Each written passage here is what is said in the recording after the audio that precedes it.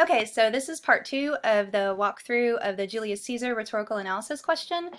We looked at the first student response, so I want to give a few comments about my initial takeaways from it, and then we'll look at the commentary. So first of all, if we look, it shows that the AP readers gave this essay a 9, which is the highest you can get. Now remember, our rubric for this year has changed, so we're not really concerned with what a 9 means. We just know that it is like an A+ in this instance.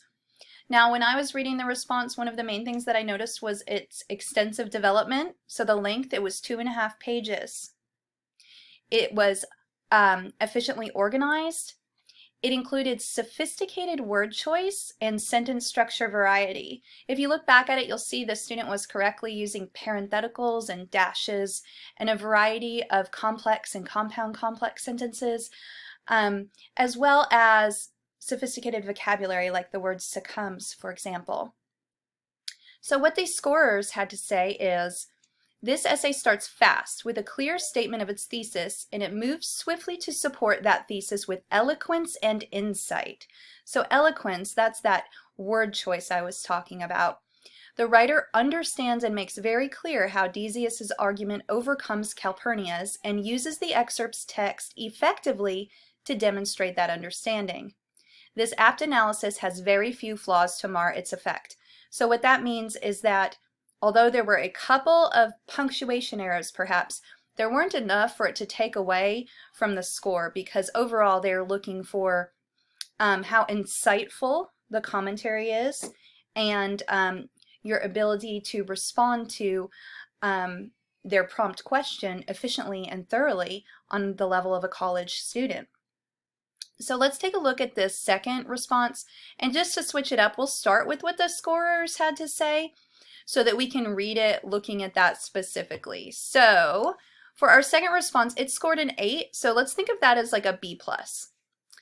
And they said, like the 9 response, this essay begins with its controlling thesis. However, this writer, though showing insight and analysis nearly as strong as the 9 writers, is less fluent in his or her use of language and has less control over spelling and other conventions.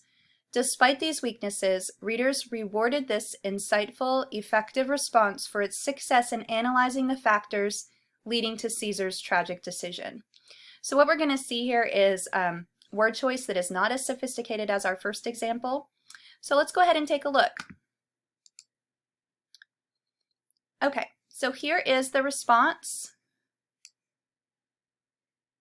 And it begins, indeed, I feel that Decius's argument is more effective and persuasive than Calpurnia's. This is so due to each argument's different appeals and very different selection of detail. So this essay doesn't even really have an introduction. It just has a thesis. It just opens with a thesis. So that shows you that that is okay to do, but the thesis has to be there. The thesis is required. But I noticed already what the scoring commentary mentioned, in that the word choice here, it is not as sophisticated and it is not as specific. So a different appeal, a different selection of detail. Different is an adjective that doesn't really tell us anything specific about what the paper is going to be about. Calpurnia's argument heavily relies on her graphic descriptions and lists of sensory details that she has seen within a dream. For example, a lioness hath whelped in the streets, and graves have yawned and yielded their dead, is a freight train of graphic clauses and descriptions, in which Calpurnia intends to use to appeal to Caesar's fear. It's exactly what we were talking about. Now, note that this student, what they did is they used direct quotes, whereas the other student used summary paraphrases, and both are okay. However, the fact remains that Calpurnia's argument in detail is from a dream, an apparition or vision, which in itself is not reality. That's a good point. Caesar realizes this and responds. Then Calpurnia deliberately chooses to use a powerful metaphor to try and justify and resurrect her idea. For example, when beggars die, there are no comets seen. The heavens themselves blaze forth the death of princes. This metaphor justifies her graphic visions by indicating that since he is wealthy and powerful, like princes, the visions have occurred, parallel to the heavens themselves blaze. Then Calpurnia appeals to Caesar's love and relationship with her by writing, "Call it my fear, let me upon my knee prevail in this." Caesar finally gives in with a quip to signify his amusement with her argument, hence demonstrating its weakness. Okay, so I can see that this is definitely an 8 based on this body paragraph, because the student uses very sophisticated language here like quip, the use of parentheticals. Within the direct quote, remember if you're cutting out some words, you need to put the ellipsis there, those 3 dots. So they've integrated the quotes effectively. Now we have a transition, and this essay is structured the same way as the first one and the same way that I recommended you structure it when we went through the prompt and the excerpt.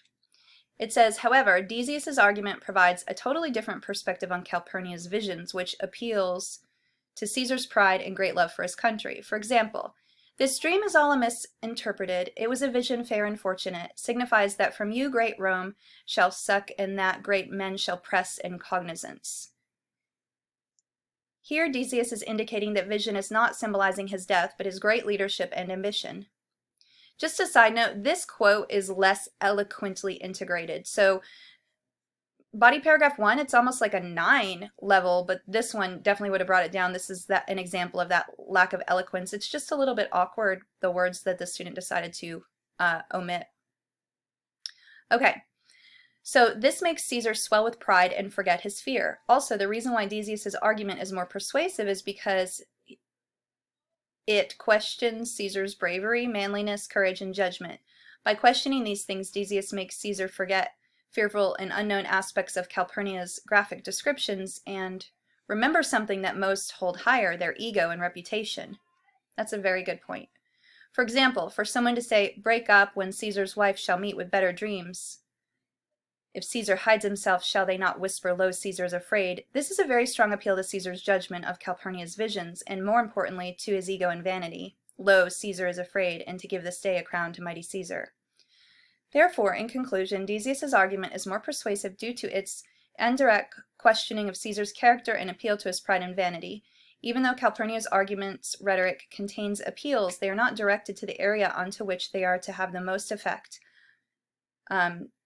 including Caesar's vanity and pride. I find that this dual argument somewhat parallels another dual argument written by Shakespeare within Macbeth, where Lady Macbeth argues with Macbeth by appealing to his manhood, bravery, and devotion as Decius did, to convince him to kill King Duncan. Macbeth kills King Duncan because Lady Macbeth's argument was more persuasive than Macbeth's conscience. Lady Macbeth, as Decius did, uses this appeal to pride, devotion, and bravery to compose a more effective argument than Macbeth's conscience, where Decius composes a more effective argument than Calpurnia. Okay, so another takeaway. This essay, exactly like the first one, is 2.5 pages. So that should tell you something, that if you want to score an A+ or a B+, you need to write around 2.5 pages. A 1-page essay will not get you a passing score. Another point is that it's interesting that toward the end, the student made this analogy to Macbeth. Now, so what the readers are looking for is insightful commentary. So if you have an idea of something that relates to the prompt directly and you can connect it, then that is a source of development. So that wasn't considered off topic because the student was using that as another type of supporting example to demonstrate this type of rhetoric as seen in another play they are familiar with, and that is a comparison by analogy. Okay, so finally let's look at the last one and then its commentary afterward. In Shakespeare's play Julius Caesar, Decius wins over Caesar much more effectively than Calpurnia, Caesar's wife, in his careful choice of detail, use of appeals, and his understanding of Caesar himself. So already I can tell that this one opens also with just a thesis. It's a closed thesis statement, meaning it lists the 3 points.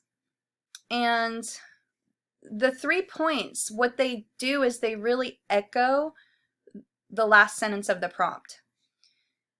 And they do so without adding specificity. So I bet it would be more effective if they attach some specific language to these. So use of appeals, like what appeals, and understanding of Caesar. What does that mean? Is the student talking about something psychological? If so, that would be a better word choice. In the passage, Calpurnia begins by trying to scare Caesar and uses the details of her omens to warn him and get him to remain at home. She says graves have yawned, drizzled blood upon the Capitol, to try and make Caesar understand her fear. Decius is more effective in his argument because he leaves out much of the scary details, skipping over them or making them into positive visions. For example, when he twists Calpurnia's words into reviving blood for tinctures, stains, relics, and cognizance, he discredits her in this way and makes her seem foolish for her fear. He also takes control of the situation by showing no fear and staying calm and collected while she rants and begs like a crazy woman. Well, that's not a very nice way of putting that, is it? Both Calpurnia and Decius uses appeals to two sides and elements of Caesar. Let's pause for a minute, because I pointed this out, but I guess it doesn't help you if I don't mention like some alternatives. So this is an example of word choice that isn't the best. So what can we say instead of crazy? Can we say superstitious? Can we say overly cautious? Can we say maybe even controlling? Can we say paranoid? Crazy woman has a lot of negative connotations that really aren't warranted here, and it's just not the best word choice. Okay, and the same with elements of Caesar. So what does that mean exactly? It's not specific enough. Calpurnia appeals to his love for her and asks that he call it my Calpurnia's fear and not yours, Caesar's own. She appeals to his weakness for her, and when Decius begins his argument, he destroys this power she is trying to use by appealing to Caesar's feelings for Caesar and for no one else. Decius appeals to Caesar's strong ambition, pride, and honor, three things that were strong, vital, and important in the Roman era. He appeals to Caesar's manly sensibilities and wins this way. He exploits Caesar's ambition when he says to give this day a crown to mighty Caesar, and to his pride and honor by saying, if Caesar hide himself, shall they not whisper, lo, Caesar is afraid. This appeals to what Caesar says earlier to Calpurnia, the valiant never taste death but once, which proves his strong concept of honor. Decius argues and understands his audience, knowing that whereas Calpurnia argues for Caesar to stay for her own feelings, Caesar will go against her wishes if Decius can persuade him to do it for himself.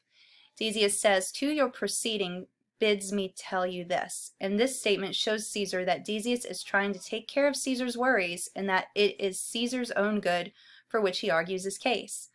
When Decius wins this argument, it is based on the fact that he knew Caesar's strengths and weaknesses and played to them both. He sees that to Caesar, everything comes down to ambition and honor and tempts them both in turn. I think that's a pretty strong conclusion. I do like that.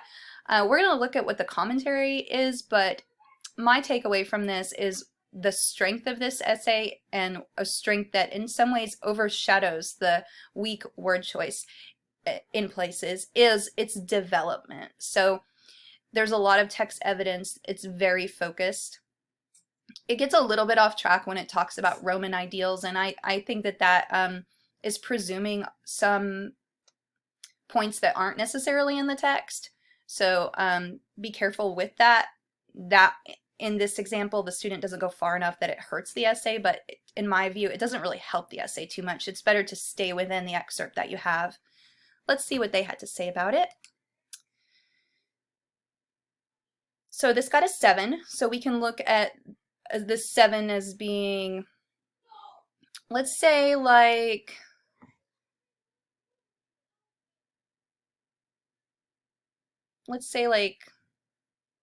B minus, C plus. This writer begins by setting up the planned comparison between Calpurnia's and Decius's arguments. This student's discussion of details is full. So there you go, I said it was complete.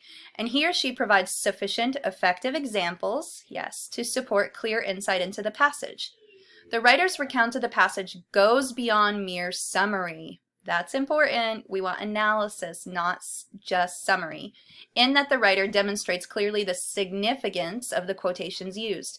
So that's, remember, we in my class have studied Peel, point, evidence, explanation, and then link. So the explanation of the quotes, that's the significance, like why they are important. What you have to say about them is more important than the quotes themselves.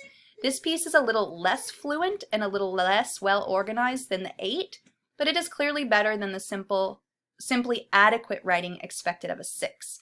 So this is basically a 6, which is a C, a pass, but it got raised up a little bit for these attributes that the student did especially well, including and especially the use of evidence, examples, and explanation.